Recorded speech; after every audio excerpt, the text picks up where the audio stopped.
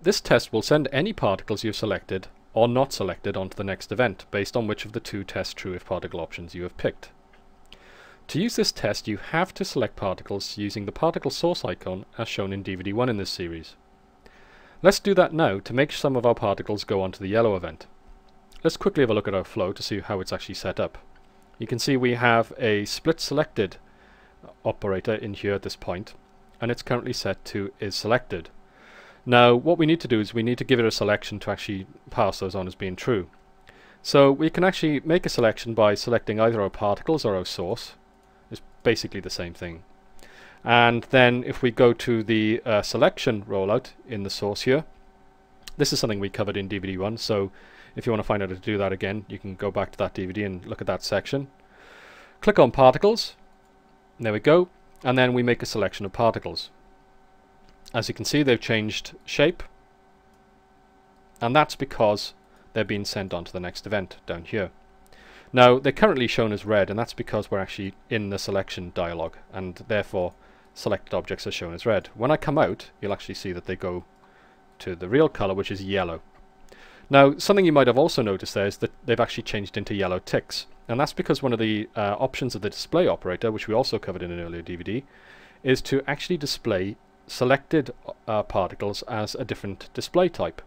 So you can see here we're displaying unselected particles as geometry, which is pretty much all your particles are generally unselected, so they'll always use the first option, apart from of course when you actually have a selection, as in this case. So you can see they're selected and they're being displayed as ticks. So we'll just change that to geometry as well, so they actually match. There we go.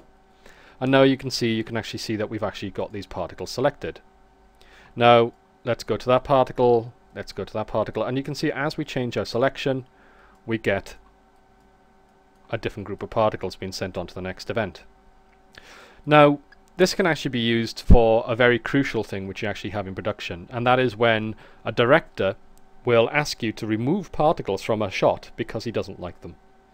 And it's not always the director's choice either.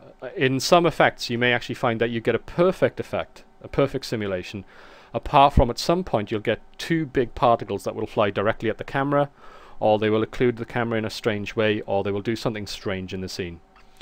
Alternatively, you know, the particle may actually do something really freaky. It may jitter or splutter around or fly off at, you know, incredible velocity and cause weird motion blur effects. In that situation, the split selected test is a fantastic tool, because you can actually use that test to actually pass the particle on to a new event where it can actually be removed from the scene. And we'll just show you that now.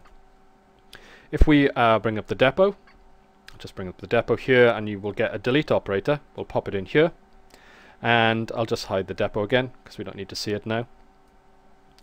Now if I go into the selection and I deselect, there come back our particles. If this was a rogue particle, we can actually get rid of any of these particles simply by selecting them, and from that point on they'll actually take no more part in the actual flow. There we go. Just select all of them, or any subset, whatever it is that you want to do. I'll just turn off this delete operator, and I'll actually leave it in the example so you can have a look at that yourself.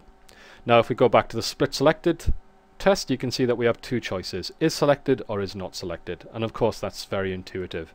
If we go to our selection, I'll select from here up, and then I'll go here, and you can see actually that's just a display glitch. There we go. You can see it's actually now switching the selection around.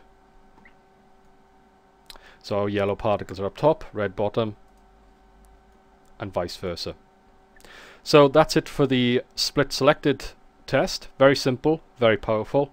Well, for certain circumstances anyway. Let's move on to the next test now, which is the split source test.